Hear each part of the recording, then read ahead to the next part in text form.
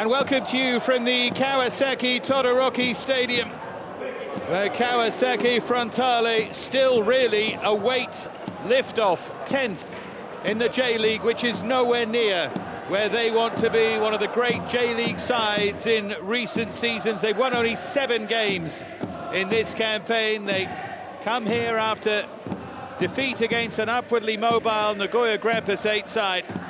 And today, well, they're at home against one of the weaker sides in the division, so these fans would certainly hope that it will at least be a home win. And having not won at home all campaign, they have won their last 3 here. They found some form in familiar pastures, and can they keep that going? There'll be great noise from a wonderfully well-supported club, but one you have to say that right now isn't really repaying the faith of these fans. That needs to change.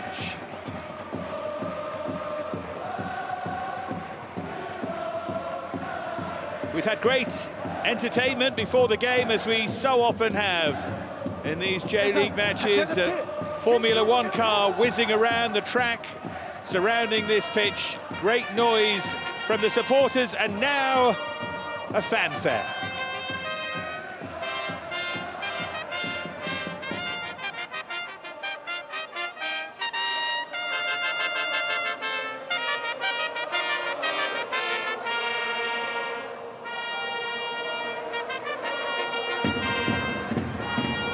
It's all part of the wonderful world of the J-League.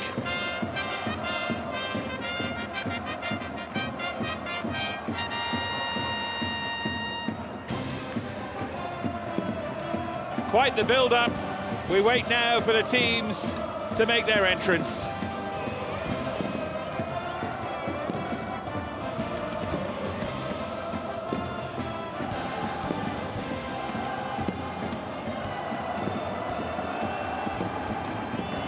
Here they come, and when you look at a team that won this league 2 seasons ago, that lost their title to the Yokohama Marinos last year, only 2 points off it then, won it by 18 from Gamba Osaka back in 2020.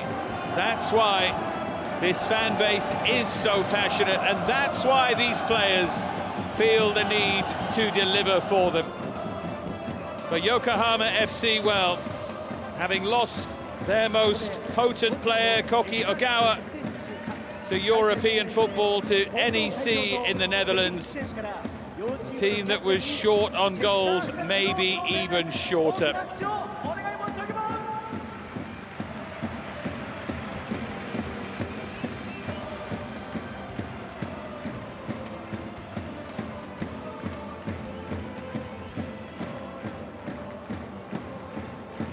So nice pre-match moments.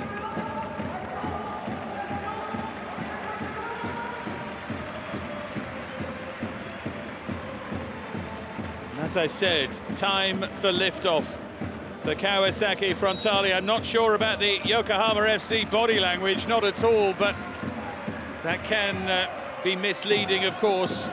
There is some major team news for the home side. We'll bring you that in just a moment. You may have guessed when you've seen them lining up. A certain goalkeeper is back. Our referee, by the way, is Hajime Matsuo, refereeing just his 4th game of the campaign.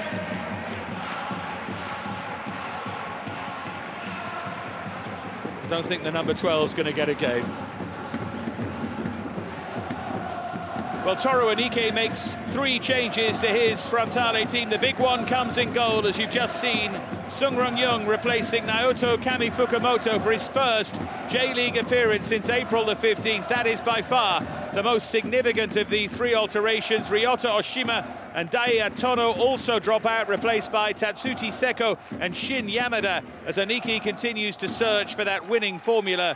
Wakizaka continues to support Miyashiro in that misfiring forward line. Noborizato on the left of the picture. Iwatake captaining Yokohama FC. There is Hajime Matsuo. And there is the VAR team led by Futoshi Nakamura. Well, Shuhei Yomoda names a team which is unchanged from the one that looked solid, if uninspired, against Gamba Osaka last time. Life beyond Koki Ogawa continues with Marcelo Ryan playing at centre forward, and others trying to get forward in support of the young Brazilian. Both Shion Inoue and Ryoto Yamashita scored in the 2-1 win against Frontale in May, and a team that has scored only 14 times this season will have to try and find a route to goal here, unless, of course, they're looking for another goalless draw.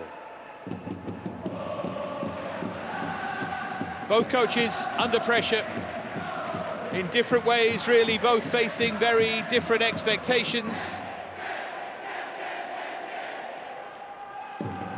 Yokohama would be delighted to stay up.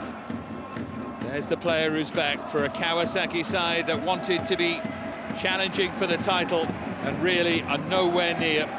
He started the first 8 games of the campaign. This is his first appearance since April the 15th in J-League. He's played once in the J-League Cup and once in the Emperor's Cup since.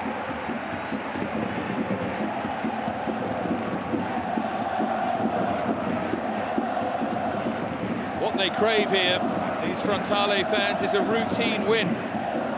They'd love one of those. Let's see. The home side, Kawasaki Frontale, in the blue and the black, here against Yokohama FC.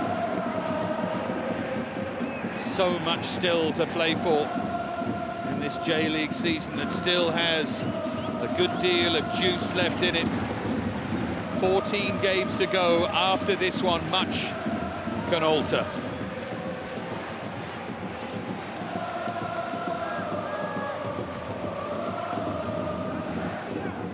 The two sides beneath Yokohama FC in the league play each other right now, Kashiwa and Shonan.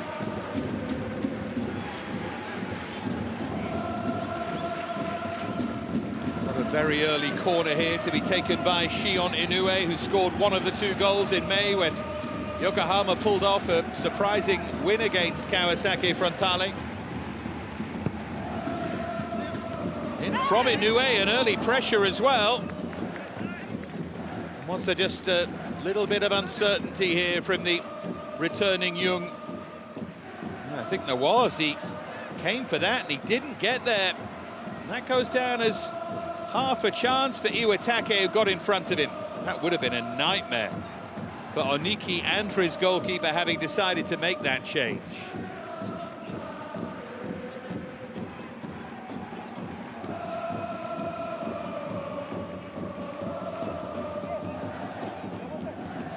Takai.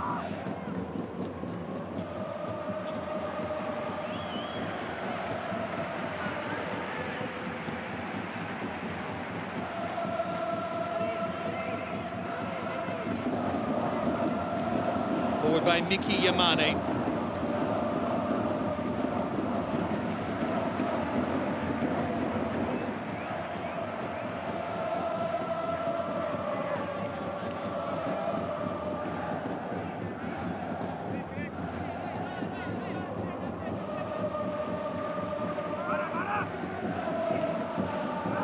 On by Marcelo Ryan, who adds a real physical presence, but they will miss Ogawa.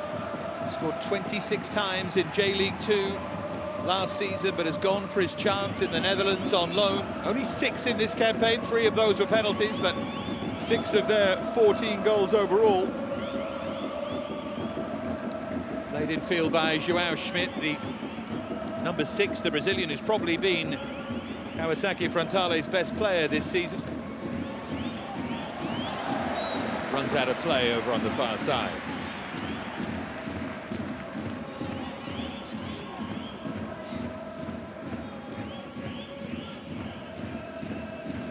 Ichiro Ogawa just making a 6th start of the campaign as the pack has been shuffled by Yomoda. Understandably so, given the result.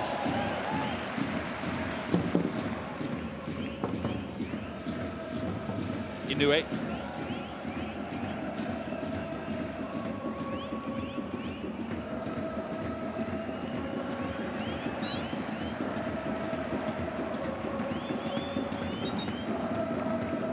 Right into the face, I think, of João Schmidt.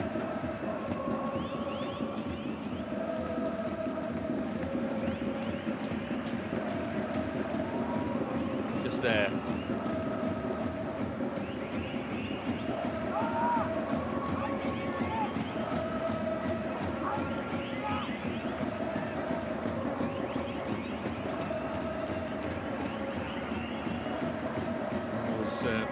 Quick look at Ryoya Yamashita.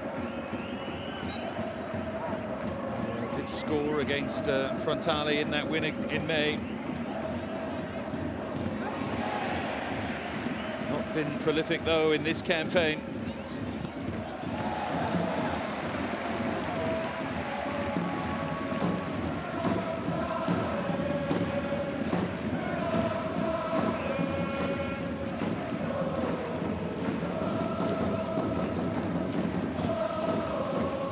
Big injury issues at Kawasaki Frontale, let's not forget that. Huge problem with the absence of Leandro Damião, Marcinho as well. They were both meant to have big seasons. Damião, with 23 goals a couple of seasons ago, led them to the title. There's 4 substitute appearances in this campaign, and even the 35-year-old Yu Kobayashi, he's out injured as well, the veteran, so it's bare bones stuff really in forward areas for Kawasaki Frontale. Hence Wakizaka being pushed forward from the midfield to support Miyashiro. There's the very consistent Kyohei Noborizato.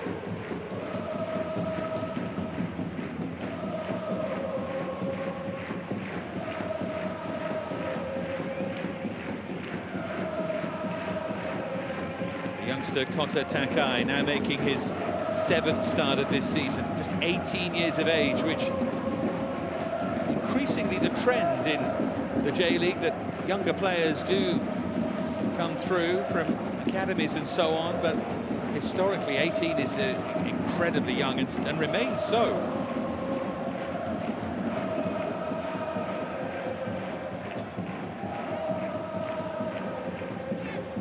J-League players go and have an education alongside the football and not really break into the first team until they're 21, 22, that sort of age. So 18 is a sign of a real talent.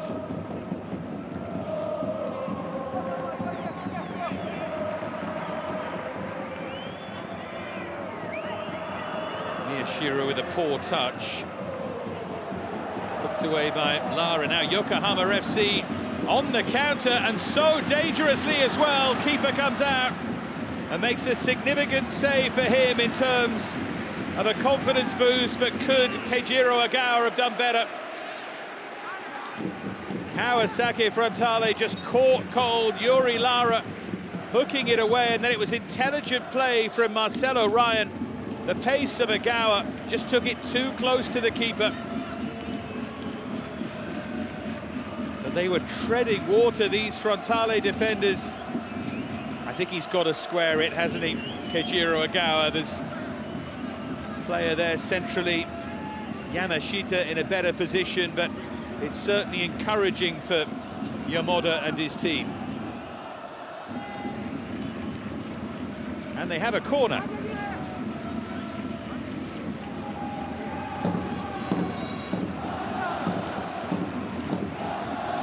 Plenty of movement in there as well. Matthias Marais trying to wrestle himself clear. You can see the dyed blonde hair in towards the near post, and then it's hooked just wide. Went over everyone's head, and Iwatake, the captain, met it, but couldn't guide it inside the post. The flag up anyway. Let's have a look when it went up. Yeah, Well, it would have been a debate, wouldn't it? If he caught that cleanly, I suspect it's a goal. But he hooked it and came off Marcelo Ryan. I don't think you could have argued that Ryan was impeding the goalkeeper, maybe peripheral vision.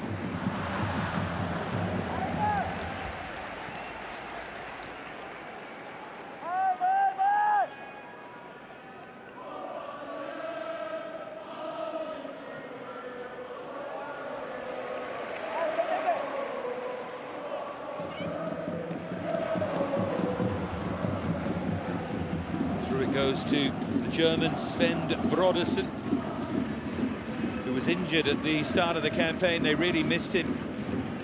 He was already the third goalkeeper used in the campaign. Akinori Ishikawa and Kento Nagai, who's on the bench today, but Brodersen, who was outstanding in the league last season as they got promoted, is very much the number one. Not as many issues with them as there are with Frontale in between the sticks.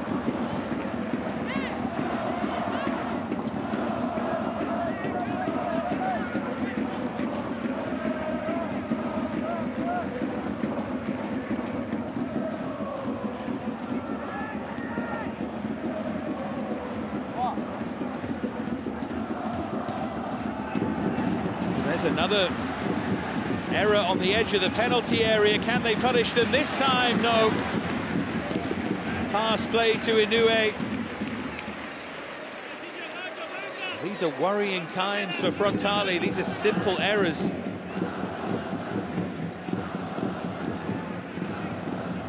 There's the pass played in. Yamashita turning. Just wonder there, you know, if Inoue had just taken a touch, I think that challenge might be a foul and it might have been a penalty. Because he dived in already, the defender. Very physical in there.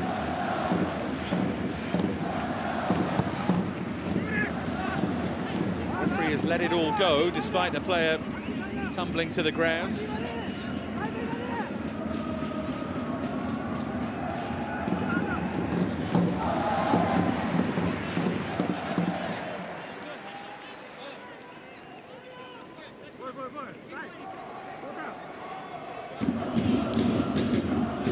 Great angle this of that early chance for Agawa. He did the right thing with the first touch in many ways, just got a bit too much on it. He tried to take it back across the defender, which is the right instinct.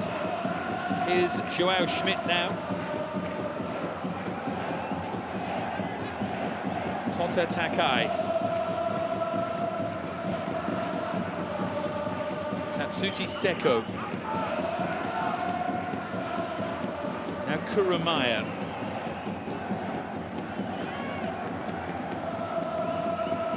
Miki Yamane. That's a useful ball pumped through. Miyashiro, the target, just earns the corner. Already 18 starts in this campaign for Taisei Miyashiro, the most for him in a season for Frontale, and he's trying to make an impact here.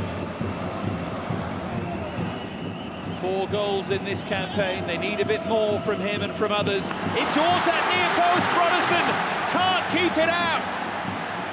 Arriving was Shin Yamada. Brodersen got a big hand onto it, but helped it into the net. And Kawasaki Frontale in front. Great darting run here.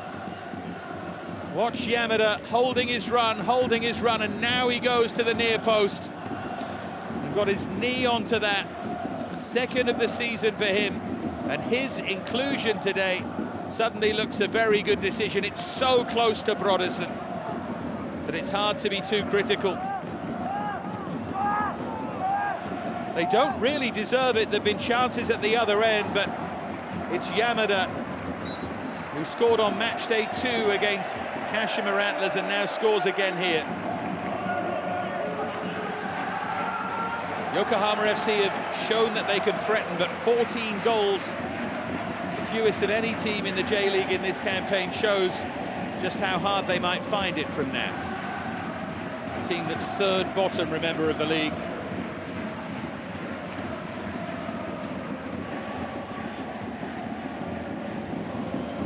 One other thing to note about the goal from Yamada, it's a very Brazilian finish, that. I know there are great relations between Brazil and Japan, particularly in the footballing area, but always remember young Brazilian players taught. I remember talking to a Brazilian striker years ago, and always taught to finish with any part of their body. Why just restrict it to the head and the feet? Comes at an awkward angle, you can finish with your chest or your thigh or your knee, as Yamada did there. It was a good alteration in his body shape.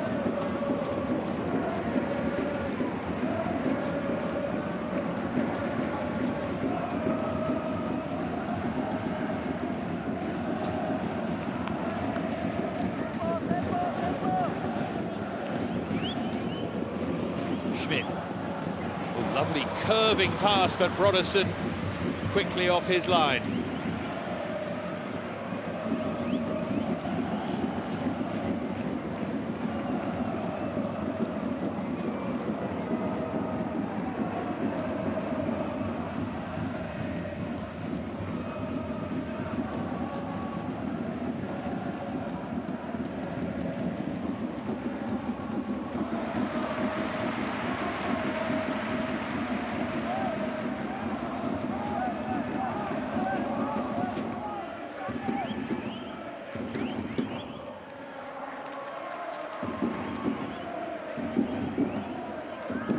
That looks like a trip.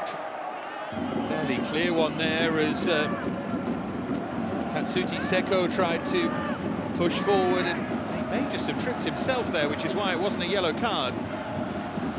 There's Yamane. Now Hayashi.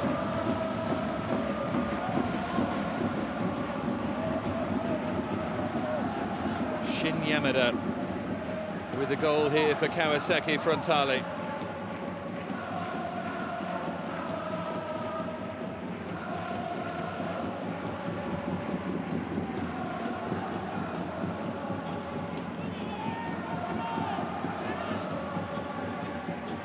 Yamane.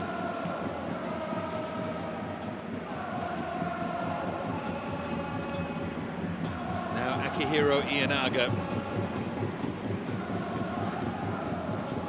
Here's Tatsuti Seko. The goal has given them just that little bit of confidence as Yamada looks to fling it wide. That was a bit overly intricate, wasn't it?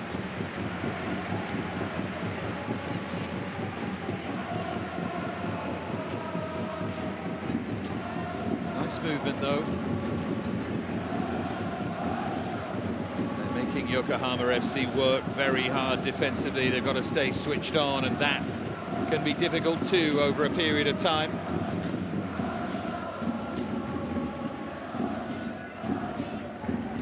Kawasaki Frontale have not been out of the top two since 2019. It's been a great run for them. They've won 4 of the last 6 J-League titles.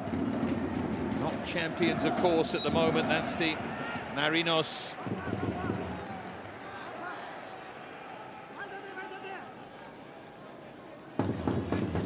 They're a long way short of that.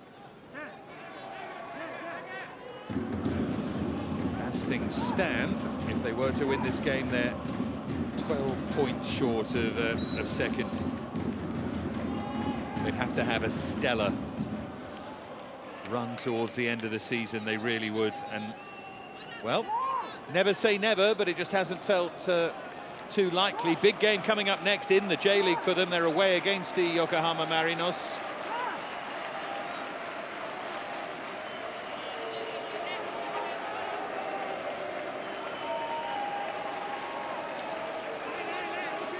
Right now, Yokohama FC, the team that's trying to find a goal from somewhere. Shion Inoue to take this free kick.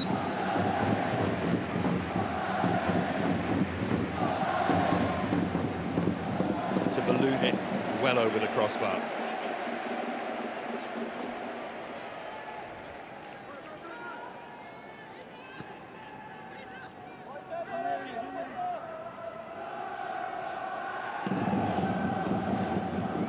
There's Joao Schmidt.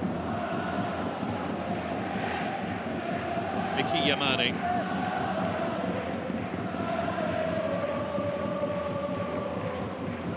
Takai, and here's Ianaga.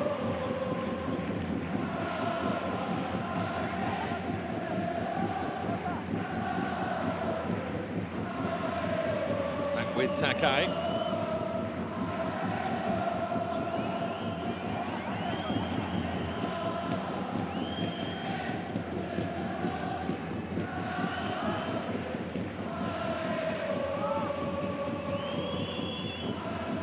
Those Kawasaki Frontale fans in fine voice at the moment. There's Wakizaka. Now the veteran Akihiro Ianaga is having a very good season. Far too much weight on his shoulders at this point, you would say.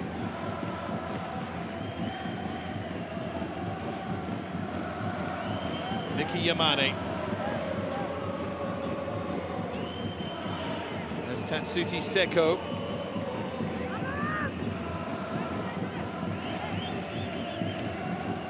Former Yokohama FC player, Seko wearing 16 here for Kawasaki Frontale.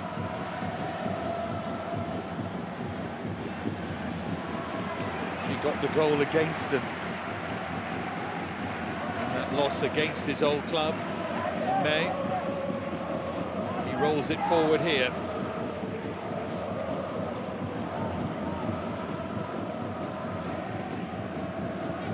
Great turn there by Marcelo Ryan.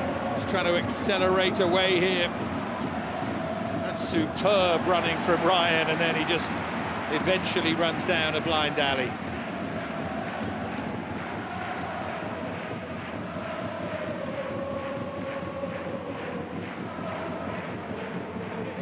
Akihiro Ianaga.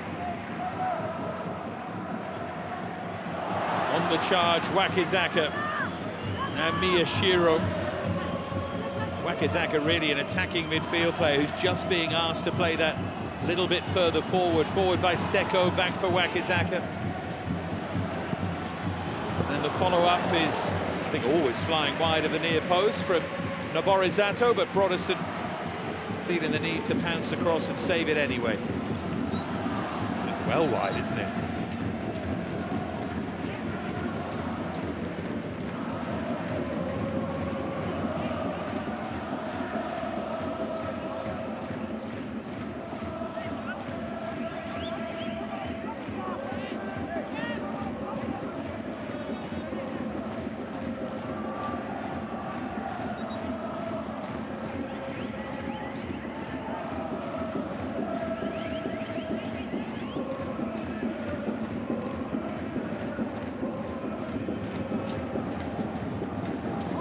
Inoue. Yokohama FC, well, in many ways the tale of their season, missed chances early, and then goal at the other end. Balance of play, they deserve to be level at least. The goal has very much changed the flow of the game. MEIJI YasudA.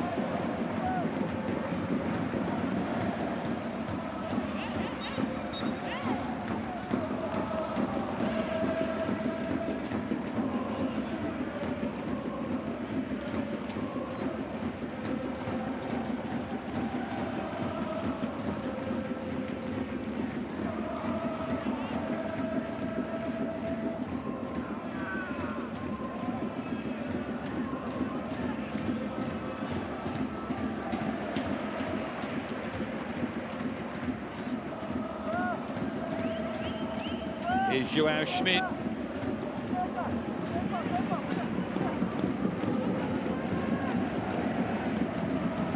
Now Akihiro Ianaga.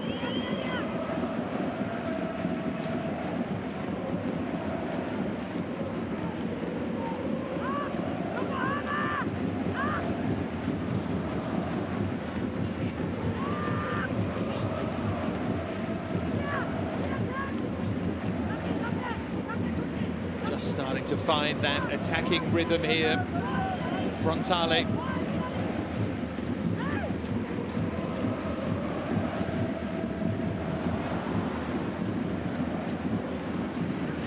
No way through for Ianaga. Well, there's the young Brazilian player leading the line. Played previously for Bahia in Serie B in Brazil. Good bit of scouting from them. The one issue with him, you wonder, is how many goals will he manage? 2 last season, just 1 so far in this campaign. I think his all-round play is really good, but it's inside the area where he needs to make it count. And he's failed to do that so far in either of the last couple of seasons, just his 2nd year at the club.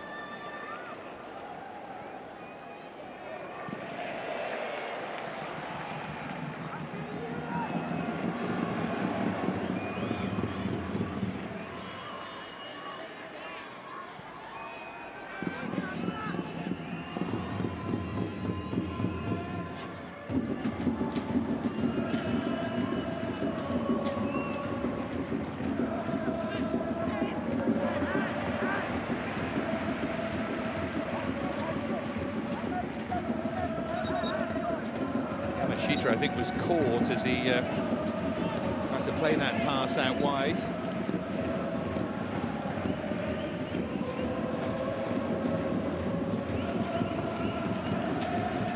Both these sides still in the Emperor's Cup.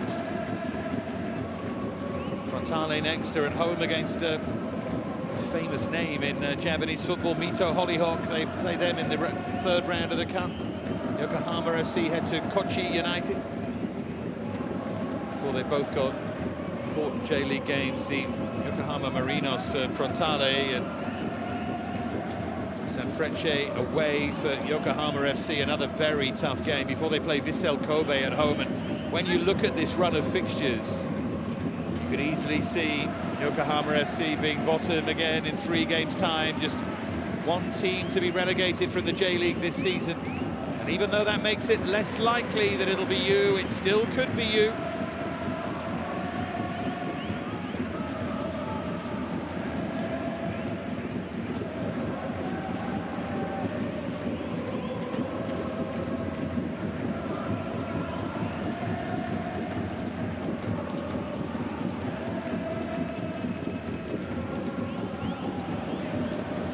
Ball over the top, but Miyashiro was firstly offside and secondly couldn't control it without using his hand. But maybe he wasn't offside. Just about on, it would have been tight. Made a right mess of that. It was a difficult skill.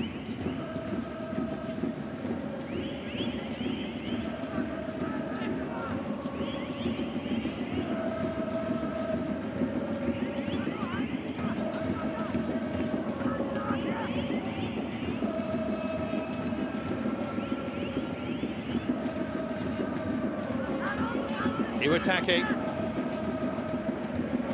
Now Matthias Moraes, 3 at the back for Yokohama FC. Now Marcelo Ryan.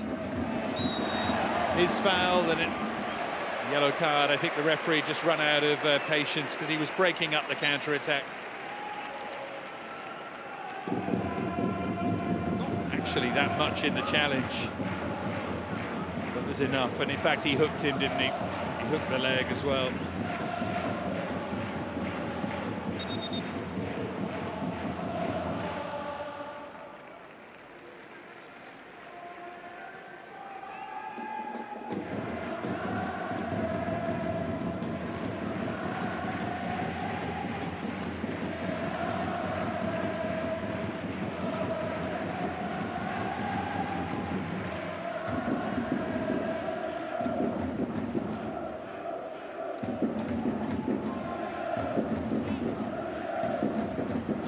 Easy when you're leading the line like that, and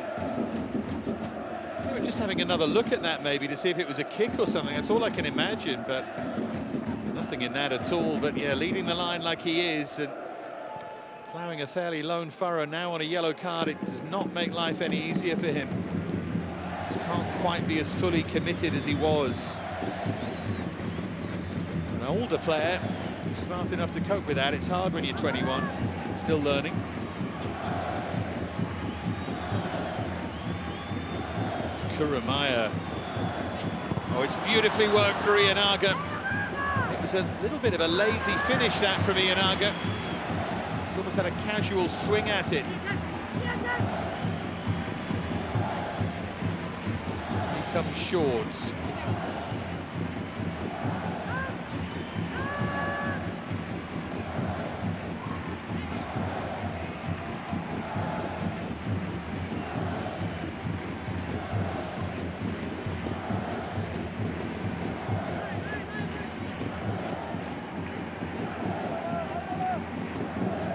Joao Schmidt.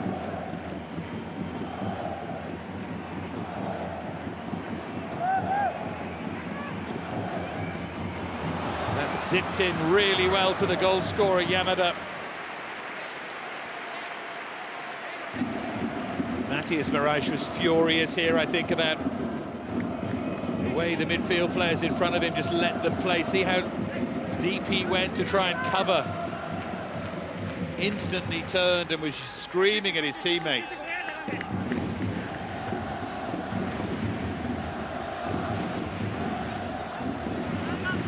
Frontale in front thanks to a goal from Shin Yamada. 13 minutes in, and they're pushing for a second here.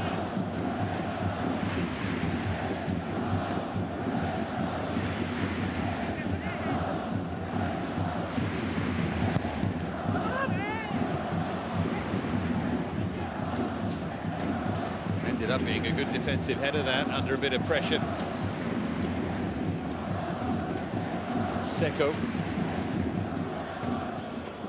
decides to drill that one for Ienaga.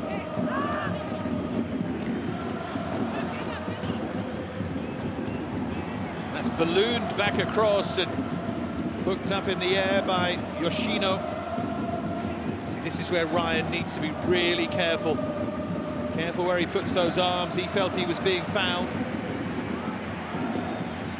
Now Ienaga. Forward again by Joao Schmidt.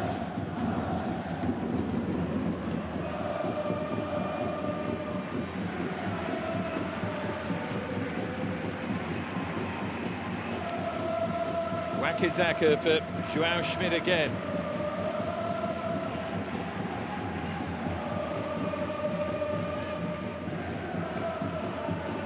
Here's Akihiro Ienaga.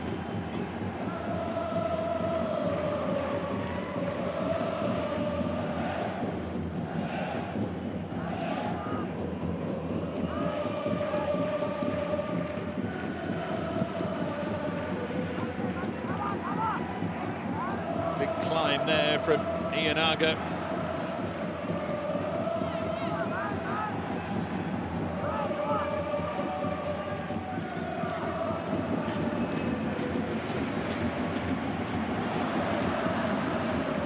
Overhit.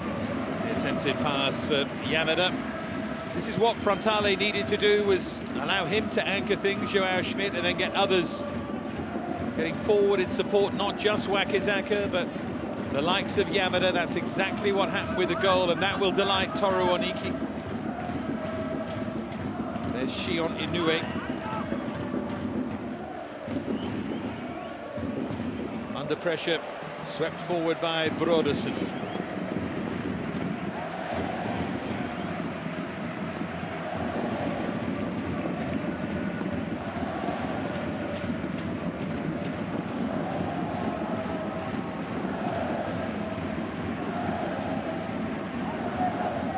Ienaga.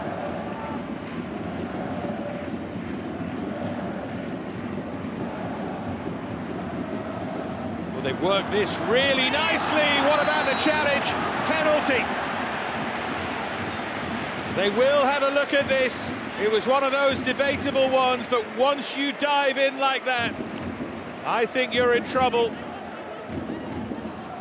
It will just be a question about offside as well. He gets some of the ball here, watch.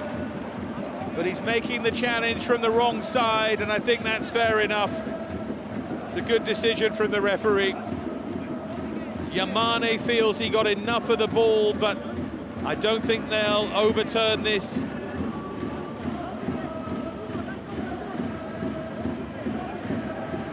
can absolutely see why the referee gave it, but now they're going to have a look at this, maybe ask him to look. It's one of those borderline ones. I think if it hadn't been given, they may not have given it. But once he's given it, it has to be a clear and obvious error. I think they'll be lucky if it's overturned. Yamane sliding in, wrong side, has to try and hook it away, and for me, he gets a bit of the ball and a bit of the player too.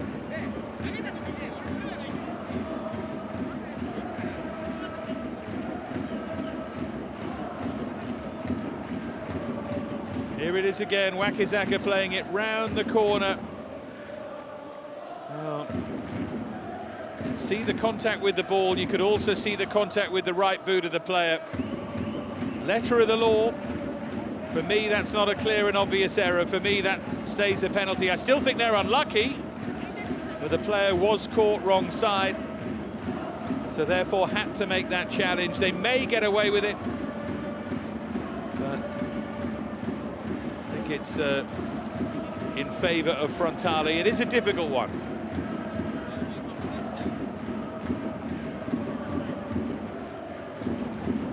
Brodersen thinks he's got a penalty to save here. This shouldn't take this long, by the way. Should be as simple as don't look at it or look at it. Yeah, penalty stays. And I think that's right. I think once you've given it, I think that's right. And the message to the defender is don't get caught wrong side like that. And then you don't have to make that challenge. He nearly got it right, but nearly's not good enough. So it's Taisei Miyashiro up against Sven Brodersen, the giant German. This to make it 2-0 for Frontale, 10 minutes before half-time, and to deepen the Yokohama FC misery.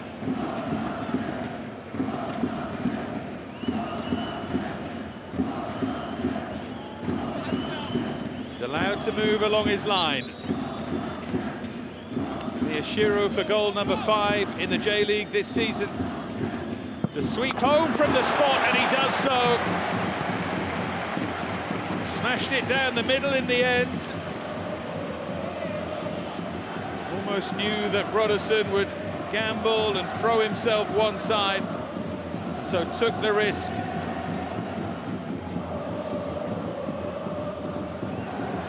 Rolling it high down the middle, nice and casual. No nerves. It's a very smart penalty kick from Miyashiro. Here's the challenge again, and I know a lot of you will see that contact on the ball and think that's not a penalty. It's not that costs him the spot kick, it's the contact with the player. But just to repeat, I think if the referee hadn't given it, I think that would have stayed as well. It's one of the slight anomalies of VAR. Now Ienaga, and now this looks like a very dangerous situation indeed for Yokohama FC, a team that, just to repeat, has scored 14 times in this campaign.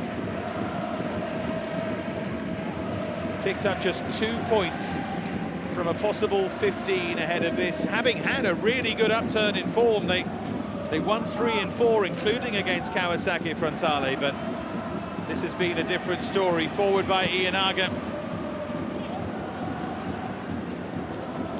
Matthias Murray struggling there.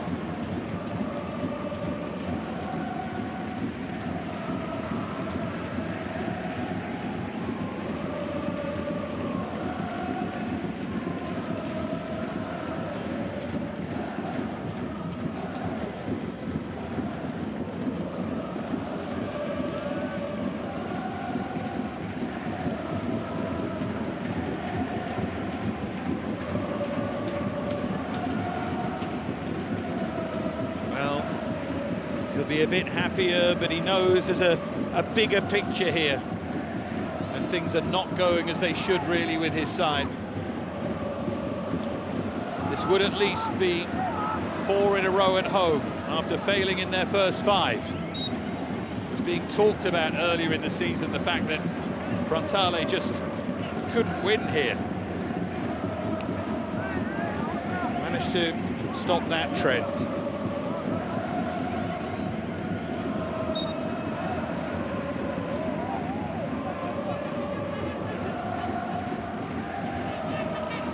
Maybe they are just starting to get used to almost playing without a big name striker anyway. Balls here from Yamada and Miyashiro. Nothing too much to test Sung, although he did make that good early save. Big one for him there.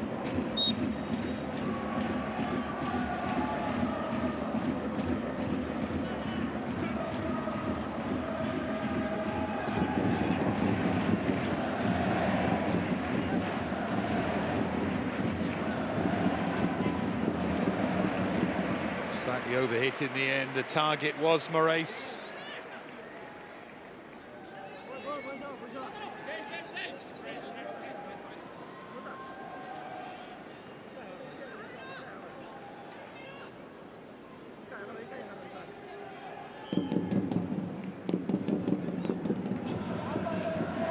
So it'll be Sung Rong-Yung to clear.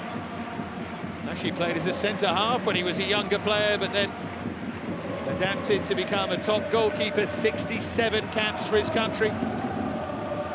Korea Republic. Olympic bronze medal winner in 2012, 38 years of age, but a very, very shaky start to his season. 8th year at the club, and in the end, dropped, and Naoto Kami Fukumoto, who is less than perfect himself, took over. But now it feels like a big moment. I know a lot of fans of Frontale happy with Sung Rong-Yung back in the side.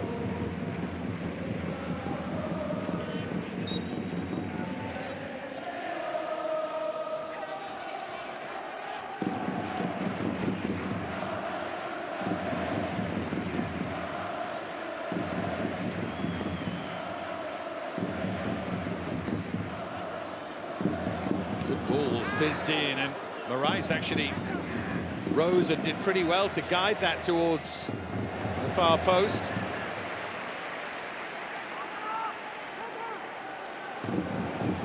Cleared by Brodersen.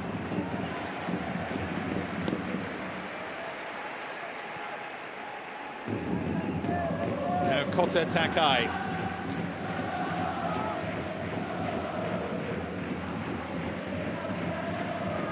Here's Joao Schmidt.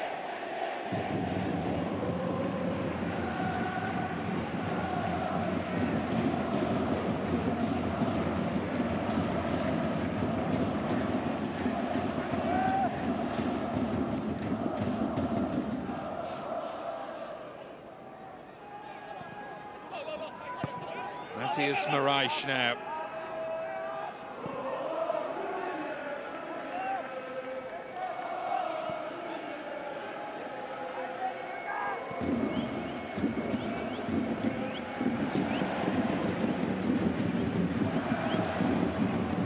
Lost by Seko.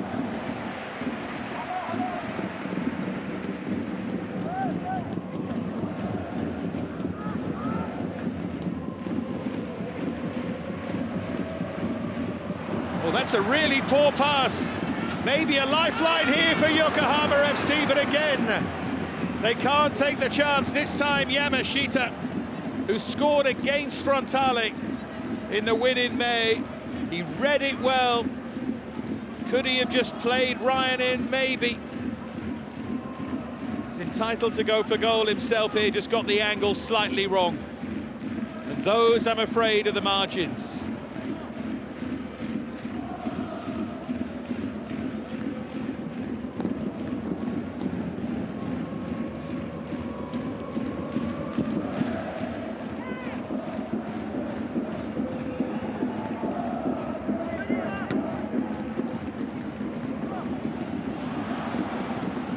End, it would be just like them to be punished and go 3 down.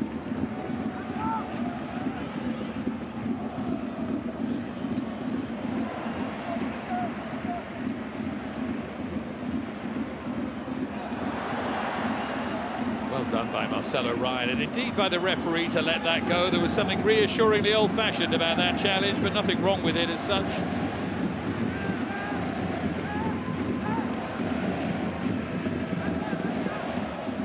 There's Inoue. Lara. Now Iwatake.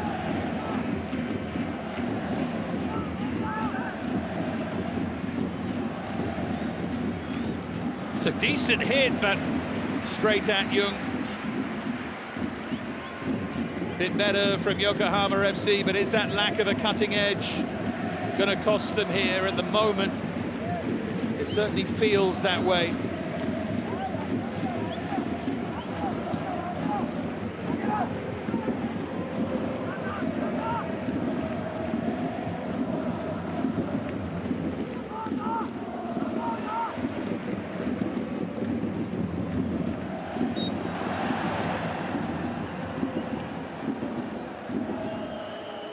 Painful one there for both of them.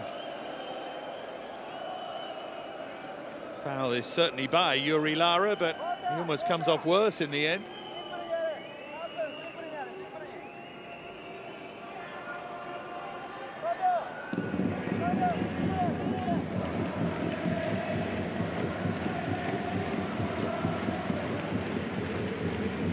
There's the second goal. Broderson committing. 3 added minutes, largely the ones used for that VAR conversation. Allowed the penalty to stand in the end. Ianaga.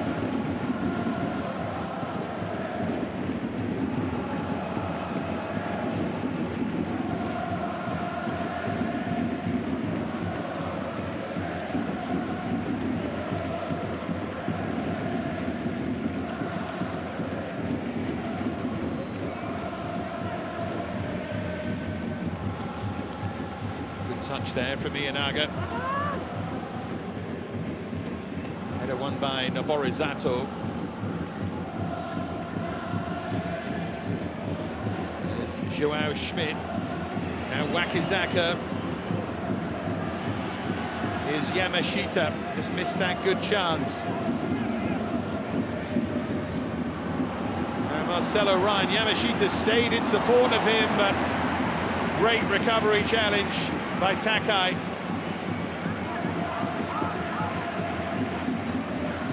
Hayashi.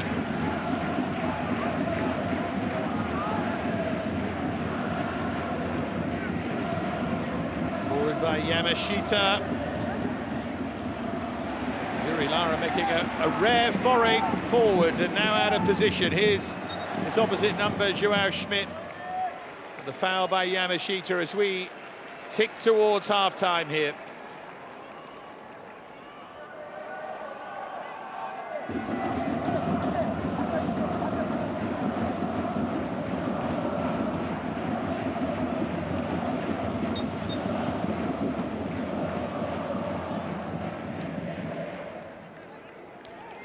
Final minute now of the added 3.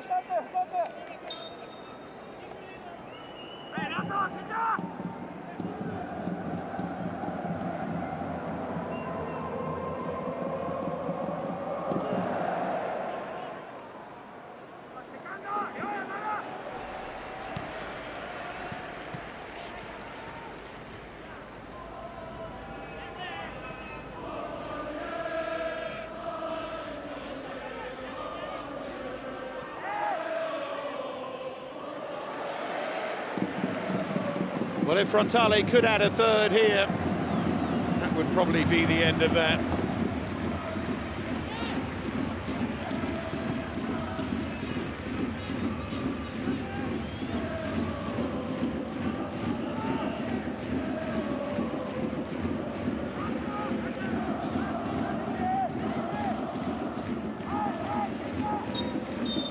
Well, that will do it for the first half, and more problems for Shuhei Yamada. His side trailing by 2-0. They started so well and they created chances throughout, really, Yokohama FC, but it's Kawasaki Frontale who've taken their chances. Shin Yamada with an excellent near-post finish 13 minutes in, and then from the spot, Taihei Miyashiro going down the middle and beating Sven Brodersen. All of that means that at half-time, it's Kawasaki Frontale 2, Yokohama FC 0.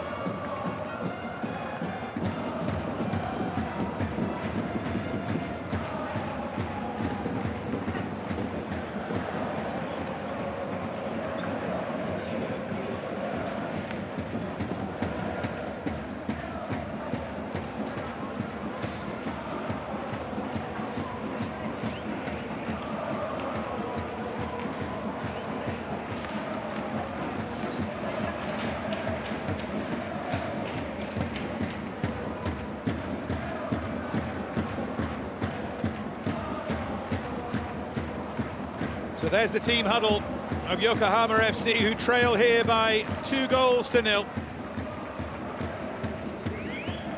A pattern really of their campaign so far. They started brightly, they created chances, they couldn't take them. Here they are, Kawasaki Frontale with goals from Shin Yamada and then Taisei Miyashiro. So whatever happens here, Yokohama FC need to score the next goal in the game, and well, if they do that, they can maybe build on that.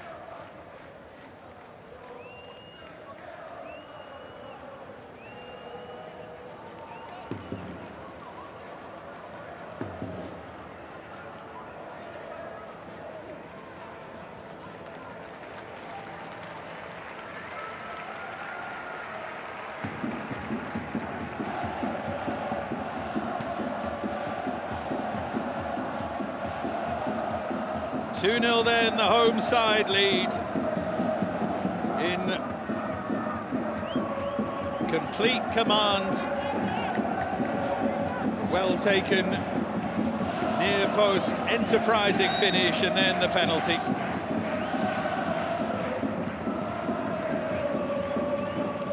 No changes for either side at half-time. You are just joining us, Kawasaki Frontale, champions of the J-League in 4 of the last 6 seasons, kick from right to left in the blue and the black.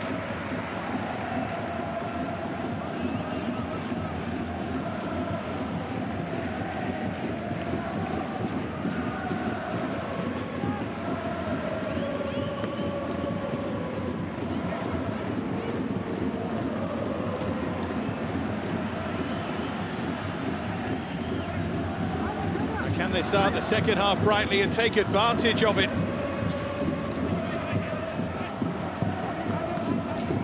Way by Kota Takai.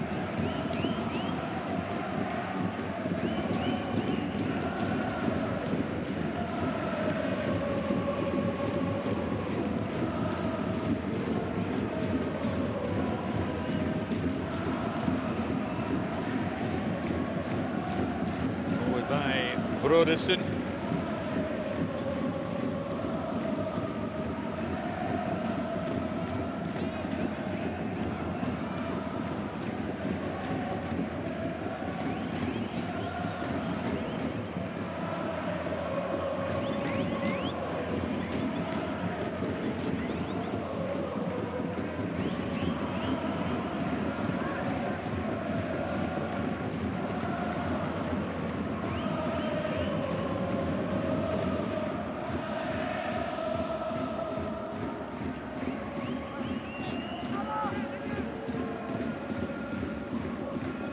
Long by Sven Brodersen, the former St. Pauli player. Rice trying to get stuck in there. Maybe that's been part of the Yokohama message, a touch more physicality. Coming the other way, though, was Shin Yamada. He's looked really bright.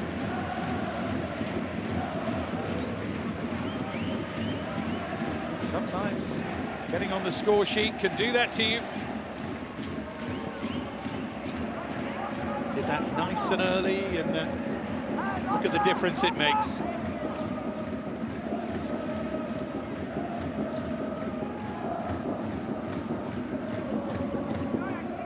Here's Shintaro Kuramaya, making his 13th start of the season. A long-standing player at the club since 2014, Kuramaya, twice in the league's best 11 in those particular awards.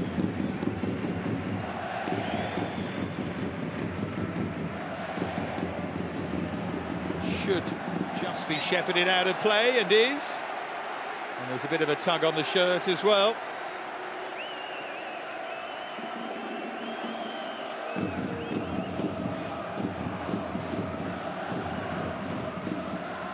Defender was holding on too. Iwatake, but 6 of one and half a dozen of the other and all that. There's Inoue. Yoshino.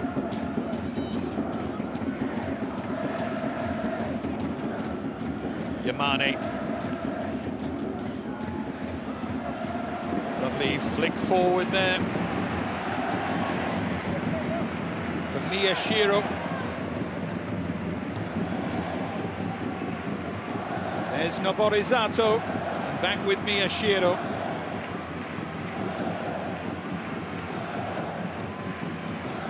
Helped wide by Miki Yamane, now Joao Schmidt.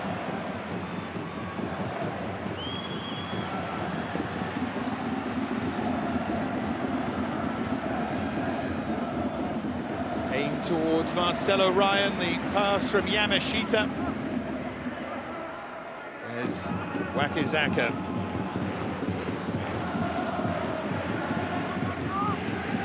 Ianaga. Sort of interchangeable, aren't they, the forward players? They're playing it quite cleverly here, Frontale. Miyashiro, Ianaga, Wakizaka. Yamada playing more centrally.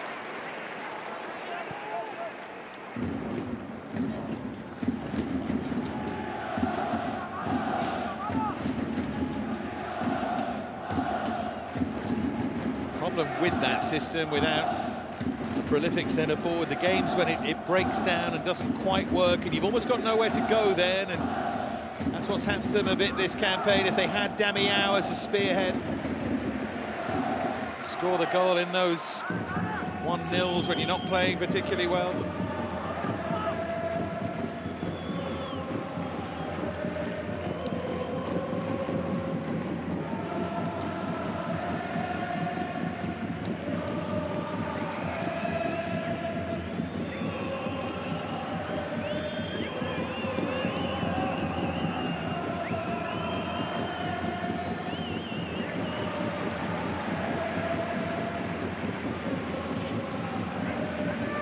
Ianaga, right now Frontale full of confidence in towards the near post, and that's nudged wide by Shin Yamada.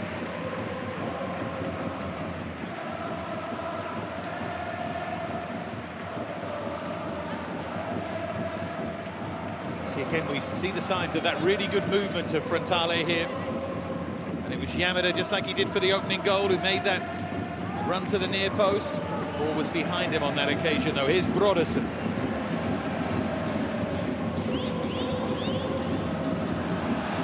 Ianaga.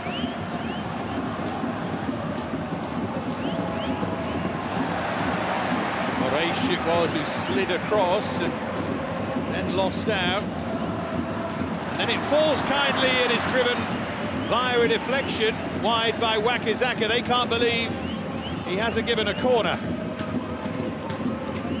That's Moraes just trying to hold off Ianaga there, and doing so unsuccessfully.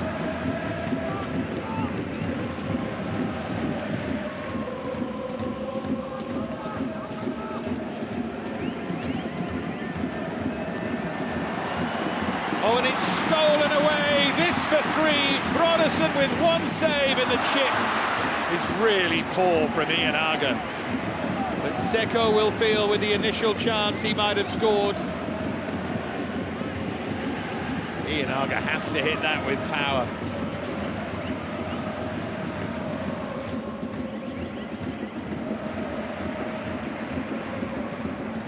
One back by Wakizaka.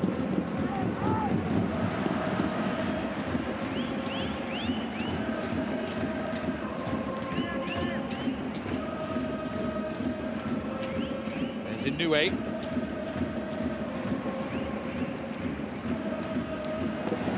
Now Wakizaka.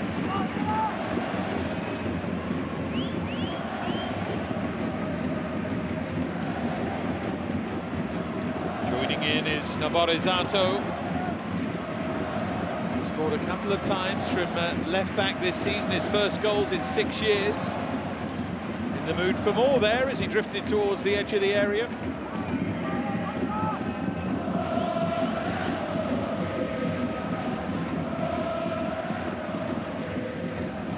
That moment. Seko's just stretching, isn't he? But this is the one. Keeper's still off balance. I suppose you can see it. He's trying to take advantage of Brodersen chasing towards his near post.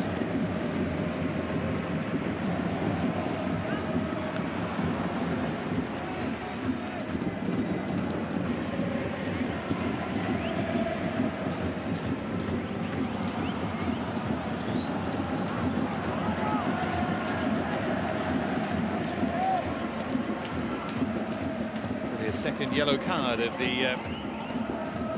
game here, and just too cynical.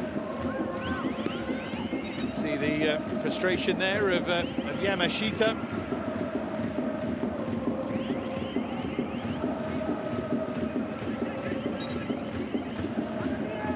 Miyashiro, scorer of the second goal, player who did the damage there.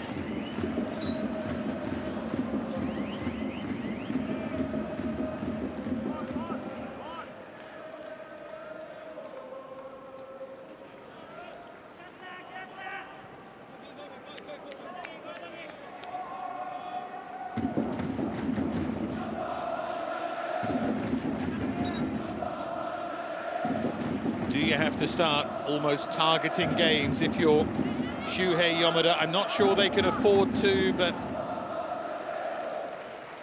That would be the risky thing to do, wouldn't it? Maybe the sensible one. He's got a small squad, doesn't have many goals in the team.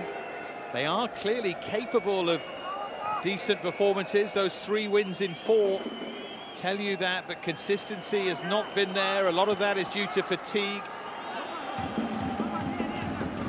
Not able to make the changes other teams can. There's a lot of it's down to performance as well. With, say, 10 games to go, do you just look and say, right, if we win those 6, we'll stay up, that kind of thing? I don't know.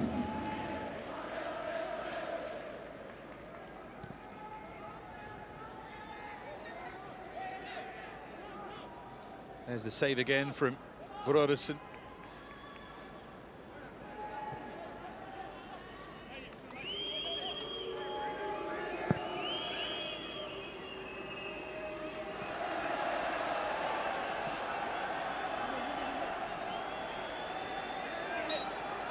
Kashiwa, by the way, leads Shonan, which should move Kashiwa above Yokohama FC.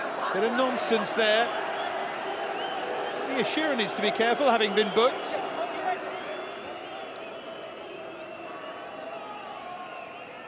He's having his shirt held there, but he'll be used to that. Yoshino drags him over, and then Miyashiro wants a little bit back there.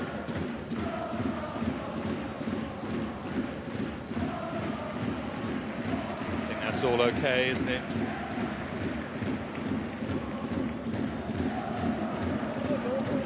Good moment between them afterwards as well.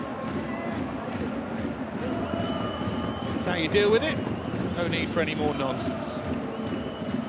Now Matthias Moraes. There's Inoue.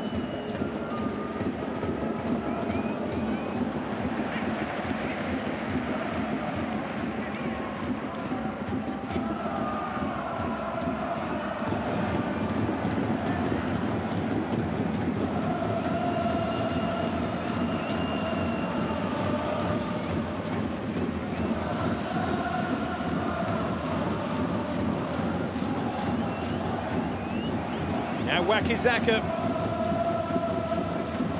Ianaga,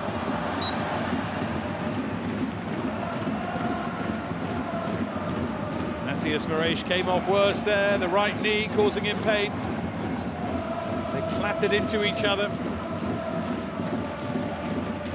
Certainly his foul. In many ways he paid the price for it.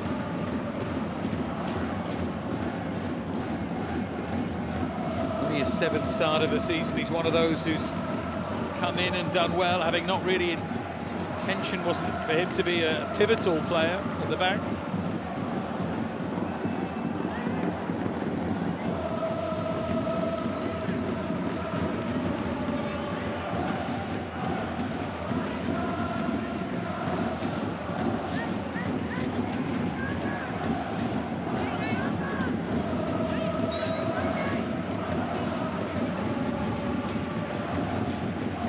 So Yasuto Wakizaka to take this free kick. Look at those Frontale fans away in the distance.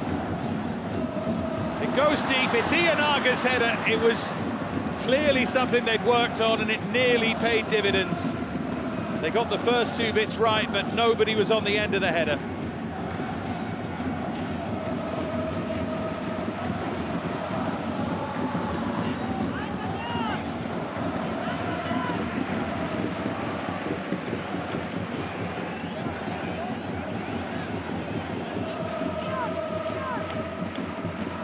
Pair of boots coming up for Ianaga, I think.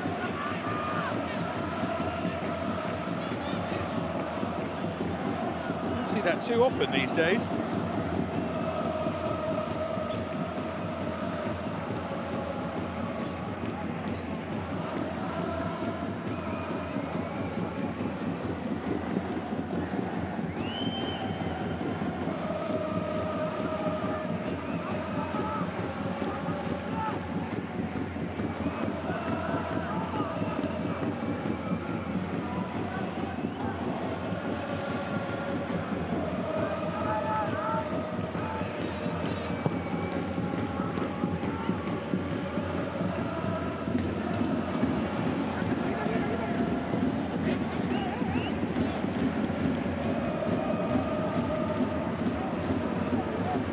by Seko. Poor touch, and then a heavy challenge by Wakizaki. He knew straight away he was in trouble there.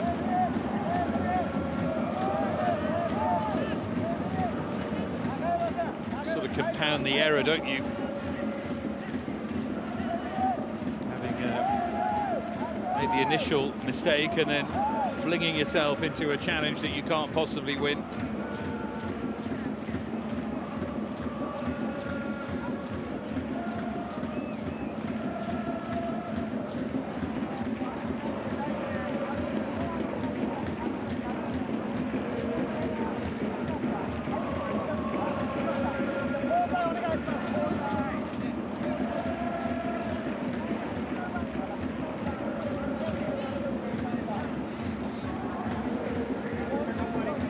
Changes coming then for Yokohama FC, 3 of them.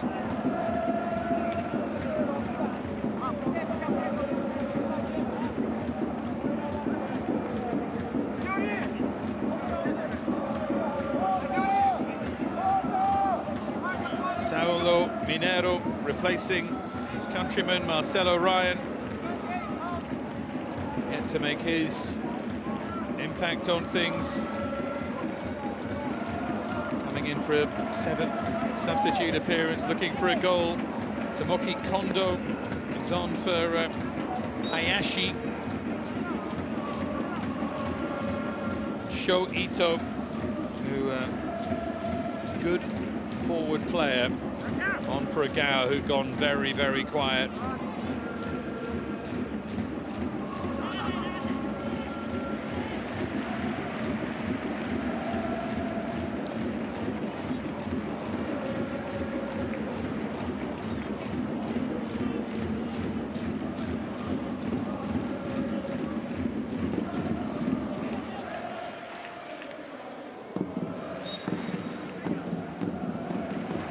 Once this season in the first minute of the game against Consa, a game they eventually lost 4-1. Still his only senior goal, Tomoki Kondo.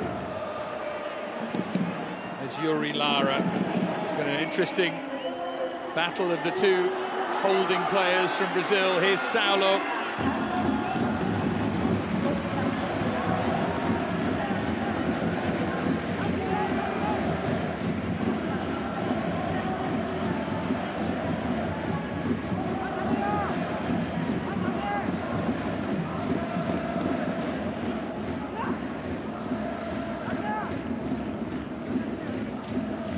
Inoue,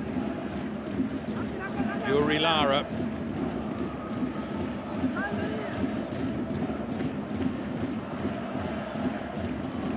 Now Iwatake is Shion Inoue again. Sho Ito. Now Tomoki Kondo. Here's Yuri Lara. Saulo looking for that little flick around the corner, back here with Lara. Players getting into that penalty area, but Frontale able to get it away. Now MEIJI.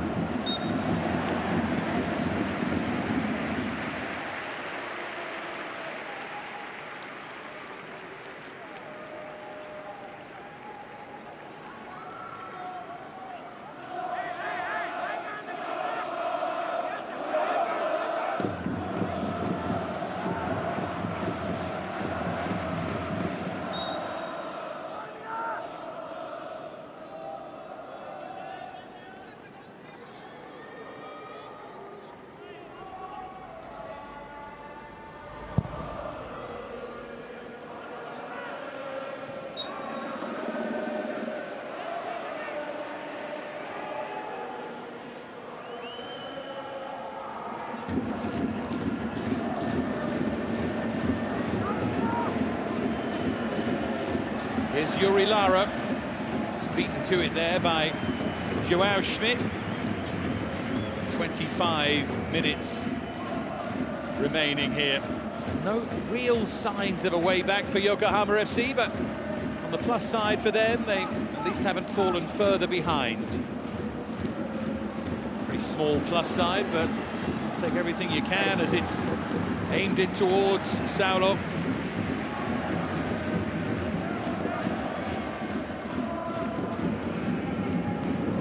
Loss of their goal scorer in chief, Koki Ogawa. Can they find those goals from somewhere else, find that threat?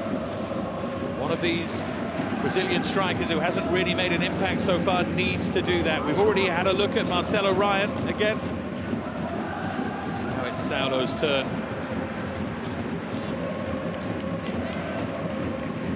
And also, in many ways, Yokohama FC face the same issues as Kawasaki Frontale and have to find the same solution. As in, goals have to come from elsewhere. Noborizato. Oh, what a clever pass that is! And that's such an awkward finish. Was there a touch on him? Another look at this. Very hard to sweep it goalwards from here. There's no foul, is it? Marais was close to him, but he doesn't clip his leg. It's another good example, though, of Yamada making one of those forward runs, and that is what those forward players for Yokohama FC need to do. Yusuke Sagawa on now for Miyashiro. New arrival from Shonan Bellmare, currently bottom of the table. A couple of goals in this campaign, one of them against Shonan. Aged 9 in 2018. His best J-League season, 4 years at Kashiwa Race also. Sagawa has played at both of the clubs who are currently below Yokohama FC in the J-League table. Here's Ianaga. First touch for Sagawa. Instantly made a run into the centre. There's Yuri Lara. There's another giveaway.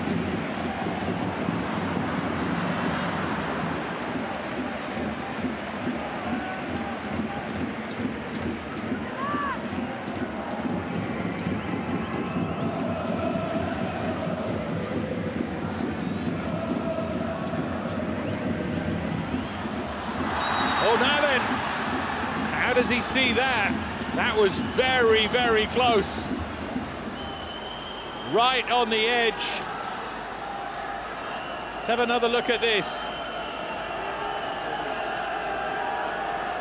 Getting forward in support. Yeah, it's just outside. Cynical, though, from Kuramaya. A really poor challenge, this. Little push as well on Yamashita. Not enough to be a red, but if we did have that middle orange card that so many people want, that would have been an orange for sure rather than the yellow.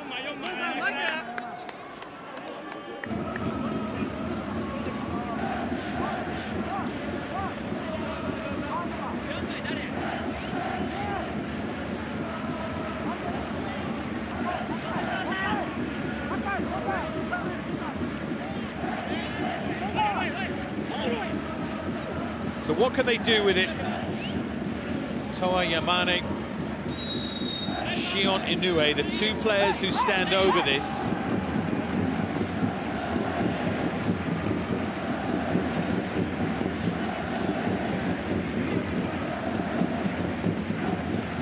He's going to go with the laces, trying to get it up and down and dipping, and it's not the worst idea, but execution wasn't really there. As it so often hasn't been for Yokohama FC. Not just today, but this season. The player whose foul led to the penalty taken by Miyashiro, one of those marginal calls, but certainly wouldn't criticise the referee for making it, and certainly wouldn't criticise the VAR for it staying a penalty. It's one of those things, 20 minutes remain. Doesn't feel like there's a way back here for Yokohama FC. Was up in that challenge. Yamane, from Segawa rather. Fourth yellow card for Frontale. Yoshino, the player who was caught.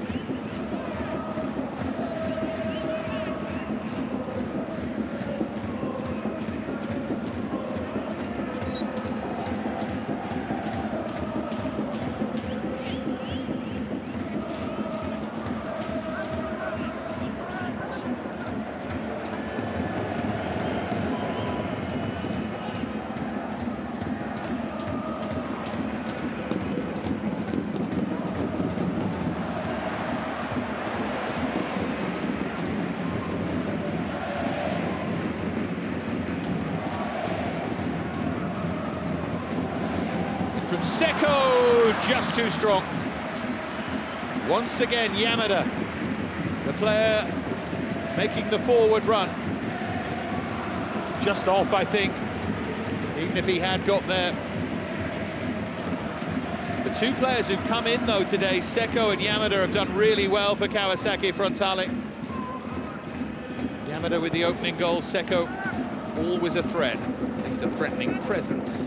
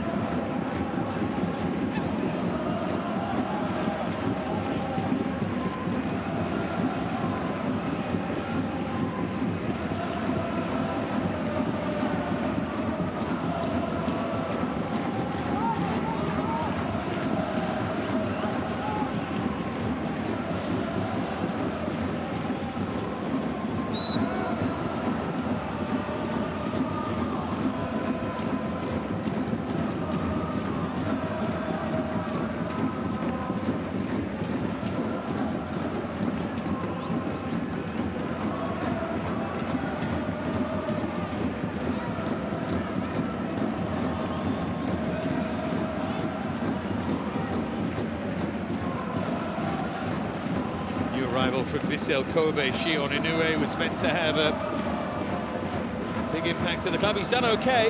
There's the confirmation of the attendance, just under 22,000 here.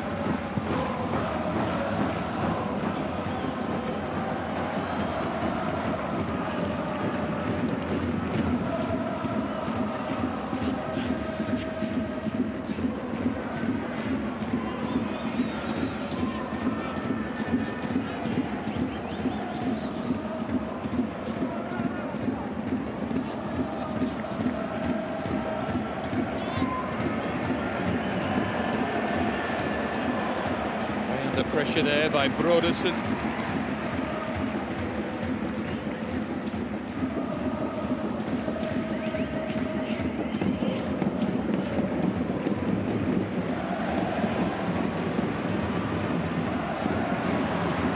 Swept in behind for Wakizaka.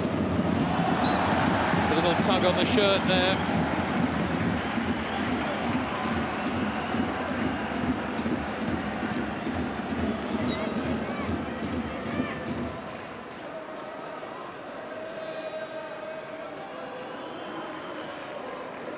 Shino staying close to him, a bit too close. Wakizaka's a goal-scoring threat, 3 in this campaign.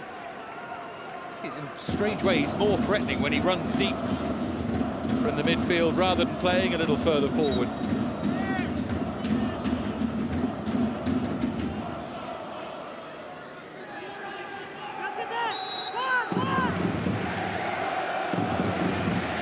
The third goal would definitively seal it. That's what they're looking for here.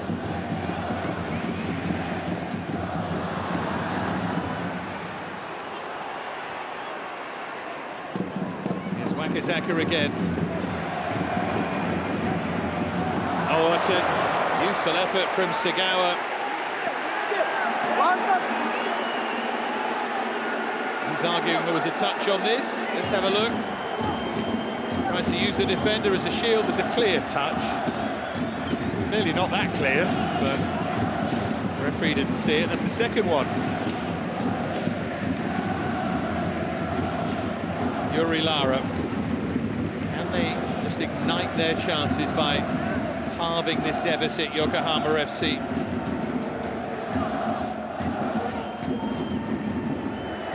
Haven't been far away, you could argue. They drew 0-0 at home against Gamba last time, and it was only 2 late goals that denied them against Kyoto Sanga the time before. Looking for late goals of their own here. It's a good win, that, by Yuri Lara. There is a gap opening up to Gamba in 15th as well, so it's a 6-point gap at the moment. The bottom 3 are starting to be cut adrift. So it's going to become 1 from 3. That will focus the mind.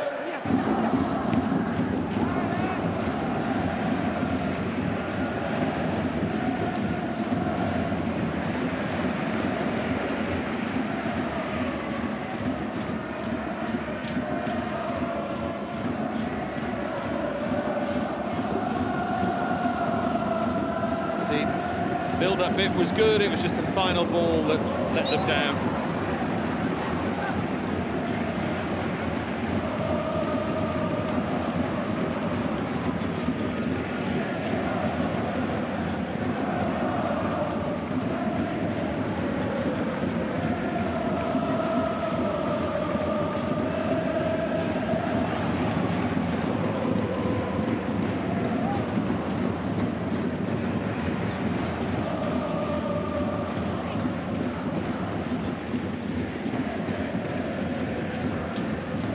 Yuri Lara.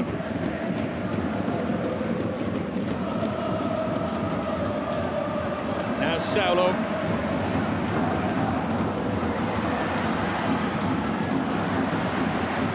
Locked behind for a corner. They are still fighting and trying to threaten here.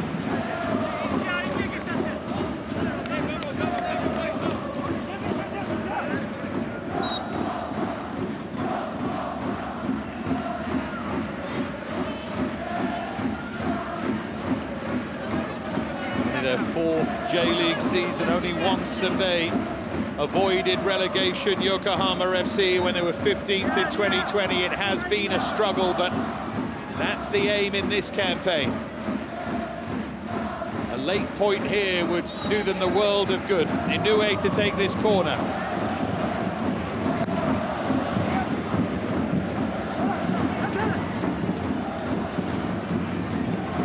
Inoue's going to get another chance.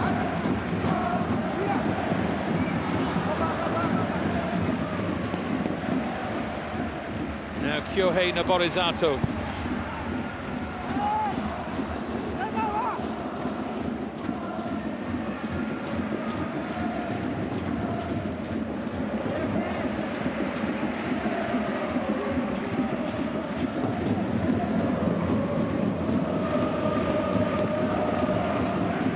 Changes coming for Yokohama FC.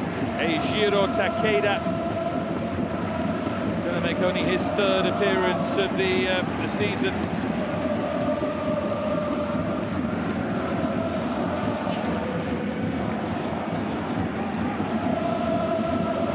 Ianaga.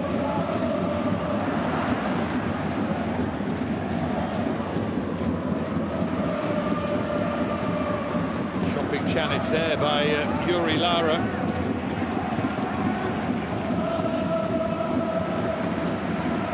It's excellent pressure again from Seko, leading the press that time. He's done well.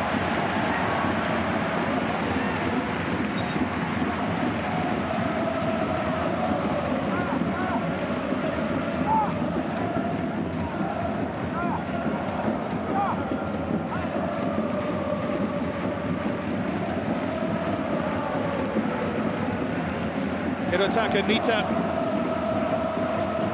on for Yamashita. It's Takeda for Yamane. Mita, one of the new arrivals. Signings they had to make came from FC Tokyo. He's made 11 starts this season for Takeda. He's very much been a fringe player, just 1 start and 1 substitute appearance. Final 10. Yokohama FC need to score twice. Iwatake.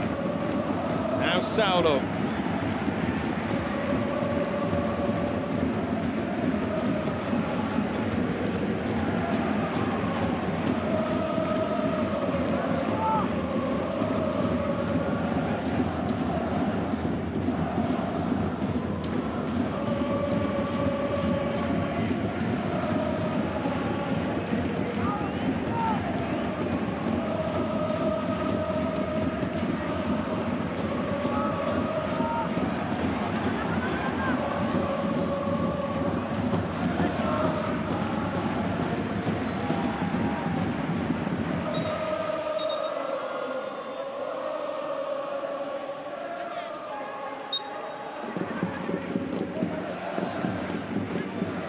Another change coming. Takuma Ominami, newly signed from Kashiwa Reysol this season, has had an outstanding campaign. Still young and learning his craft. Turned into a really important player. This will be his 18th appearance. He's made 12 starts. This is 6th as a substitute, just to see them home here.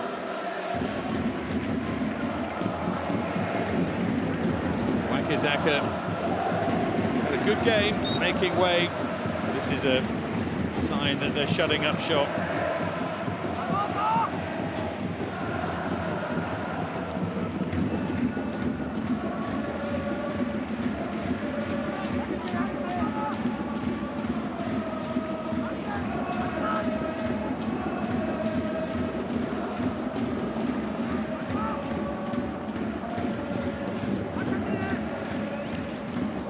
Broderson,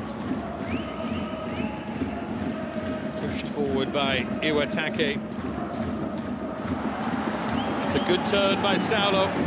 He's going to go for goal himself, and there were runners all around him.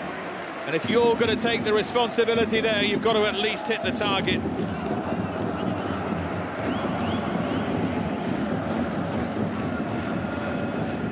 Wild, isn't it? Really poor effort that from Saulo. Third year at the club, not really able to make an impact.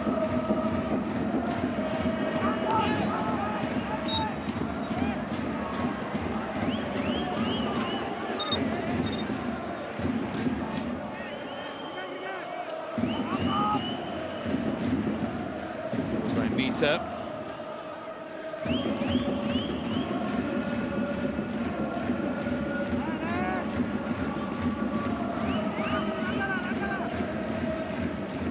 Iwatake.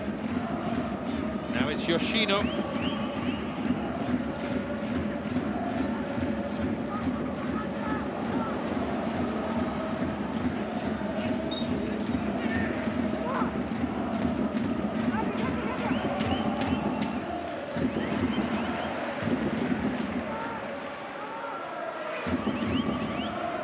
Here's Seko.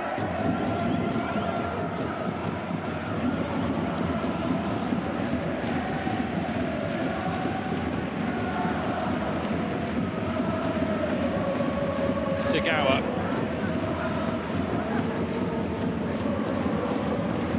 There's Takai.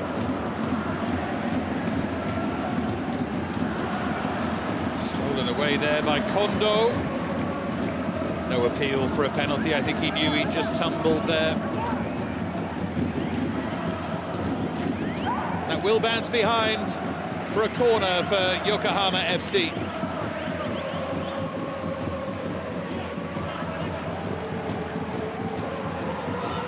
Wrestling match there.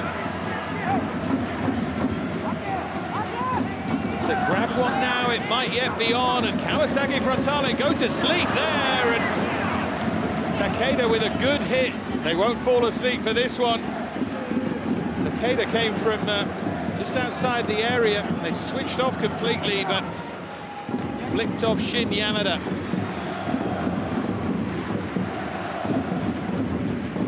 Time they covered that Takeda run.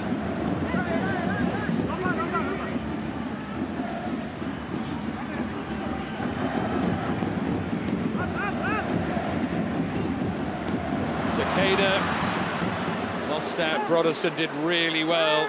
Good positioning from him. 5 minutes remain. MEIJI.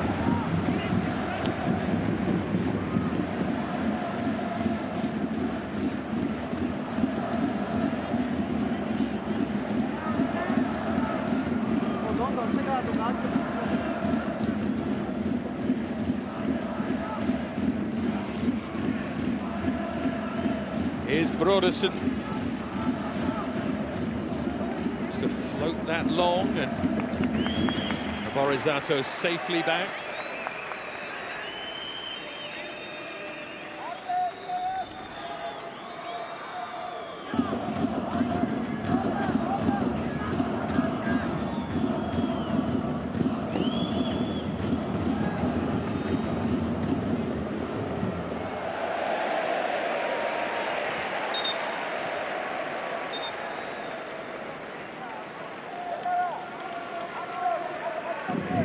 Double change coming for the home side. Daiya Tono.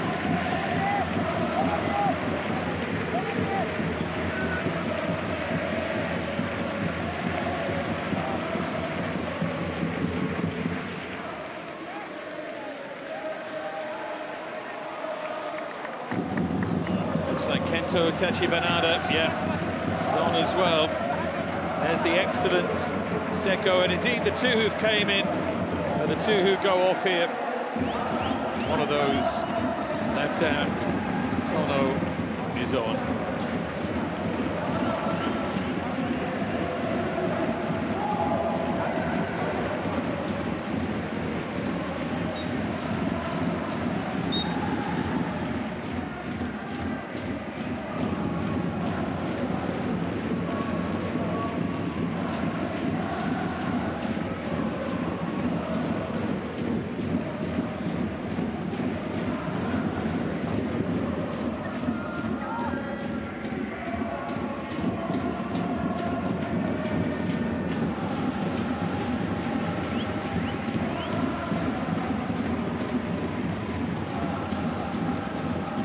Takeda. It's a bit of a wild hit that by Tachibanada.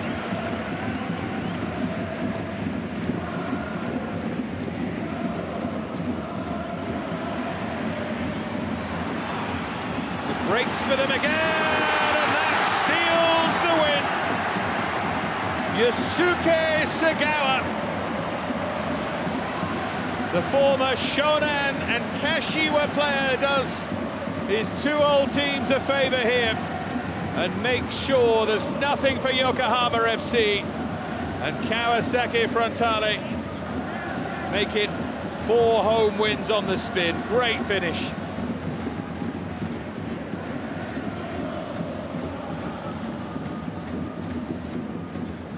Took that really well.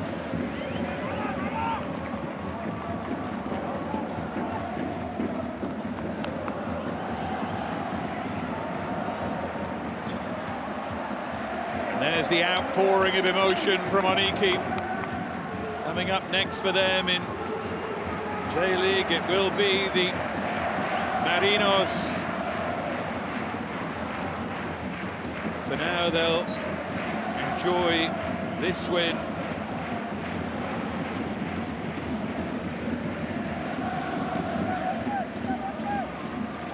Yuri Lara.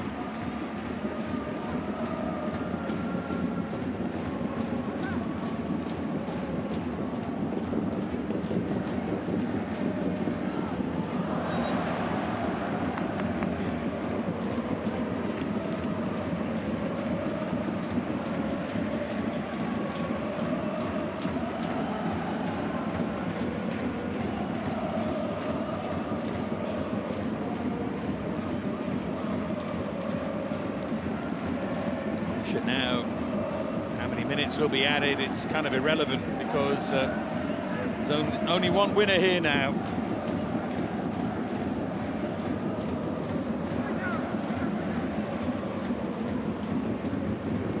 Five added minutes.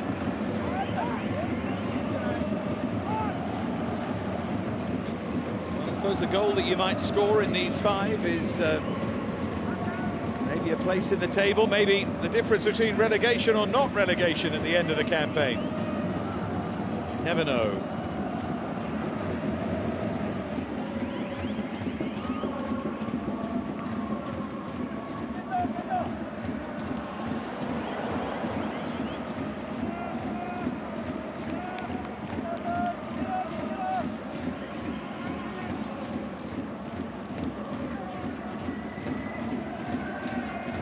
Reminder, next for Yokohama FC in this difficult campaign. I suppose it's a touch of light relief in the cup against Kochi United away, and then away against Sanfrecce, and then at home against Vissel, two excellent sides.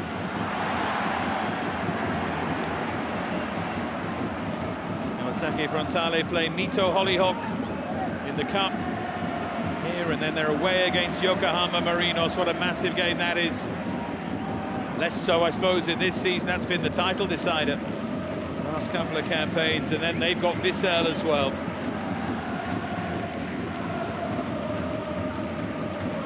You want to make a statement? Pick two of the sides up at the top. Might put yourself in the frame, you never know. All that Kawasaki Frontale can think about now is winning every game.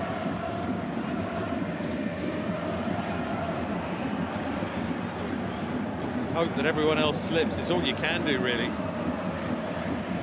I don't think they've got enough goals in them probably to do that, but we shall see. They played pretty well here today. Only thing with Frontale is you feel they give up plenty of chances. Oh dear, Navorizato slipped as he made that challenge. Luckily for him, he got a bit of the ball here.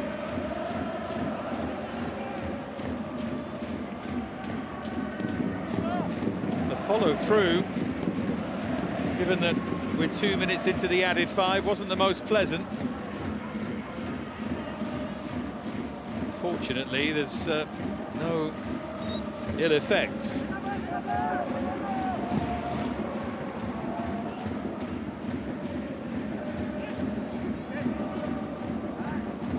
Joao Schmidt.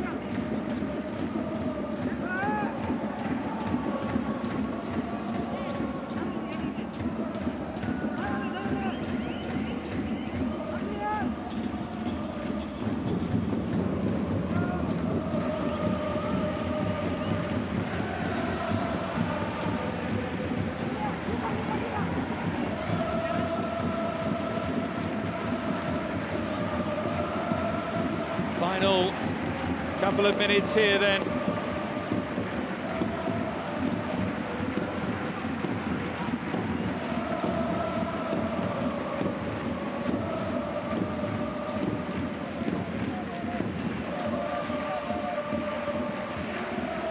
Pumped long by Brodersen. Here's Yuri Lara.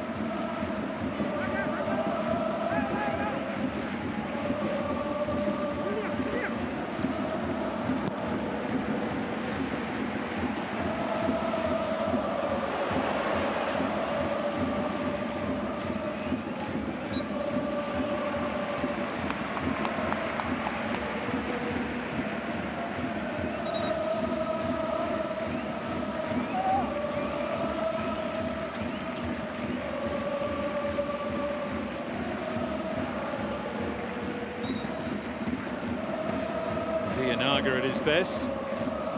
Great touch and then a bit of unwelcome contact.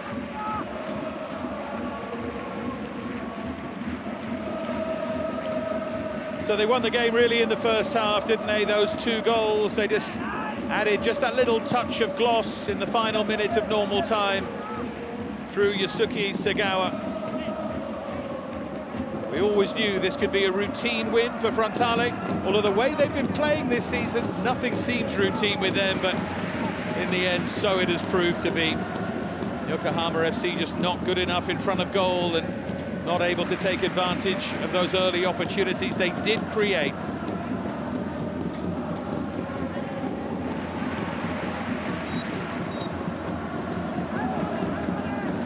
The story has looked like having a fairly predictable ending much of the way through.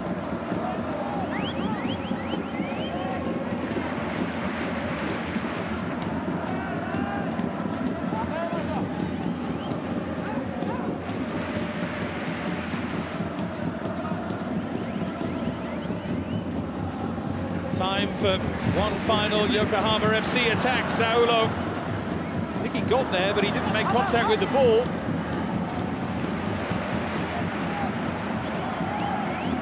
Not sure where this extra minute or so is coming from. Still we play.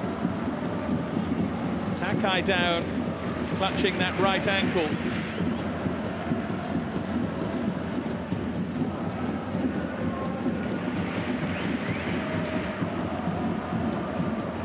That's where he was hurt. Challenge with Saulo, who did well actually to spring back to his feet. Just there, he was caught as he landed.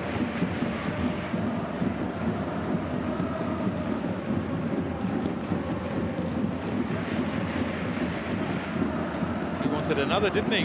Oniki.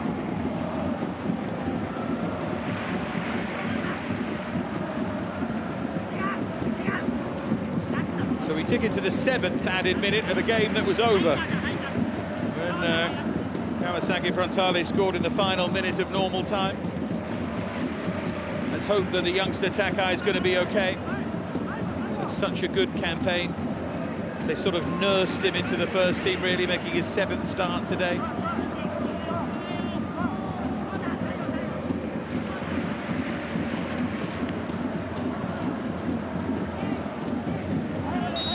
Corner to defend. In fact, it's a throw, isn't it?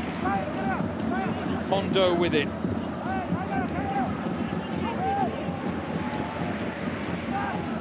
Into an 8th added minute.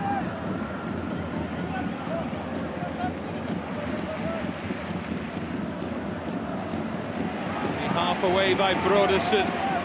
Still time for another goal here for Kawasaki Frontale. Ianaga.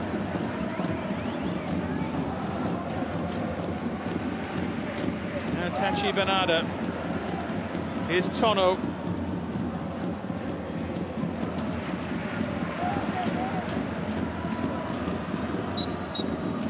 And there, finally, is the final whistle. A win for Toru Oniki and his side. First half goals from Shin Yamada and then Taisei Miyashiro, both of whom eventually were substituted. And then Sagawa with the third. Really good finish, a minute from time. A clean sheet as well for Jung on his return for Yokohama FC. A familiar tale, really, a tale of early missed chances. Nothing Brodersen could do about the goals, but, well, Yokohama FC need to find goals of their own from somewhere. Still just 14 for this campaign, and with big challenges to come, that sort of goal-scoring rate is not going to be enough. It was easy for the home side here. It finished Kawasaki Frontale 3, Yokohama FC 0. So the pleasantries and the formalities now, and we will hear from one of the heroes from Frontale before we leave you. They've still both got different challenges to come, haven't they?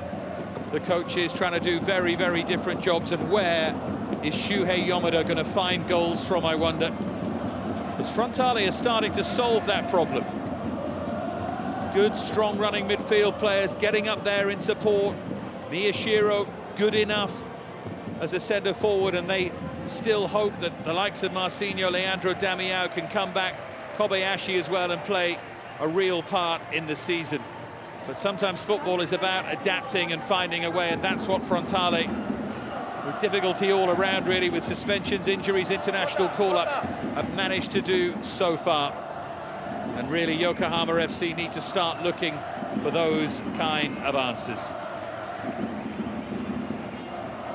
There'll be a clear message in that huddle, I would have thought, more of the same. Let's try and get on a roll, let's try and make things happen. Nice shower for the photographer. They'll have much tougher challenges.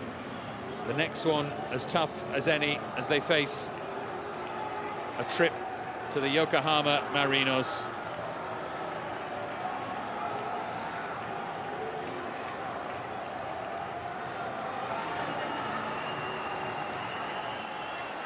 崎フロンターレ山田新選手にお越しいただきました。勝利おめでとうございます。ありがとうございます。先制ゴールのシーン、登里選手のクロスに飛び込みましたね。はい、登さんならあそこに出せるっていうのは信じたので、あとは体で押し込めたかなと思います。ちなみに体のどこに当たったんでしょう。骨盤あたりか、そこら辺です。見事なゴールではありましたが、轟でのご自身初ゴールとなると思いますが、このヒーローインタビュー、スタジアムでのこの感想いかがですか。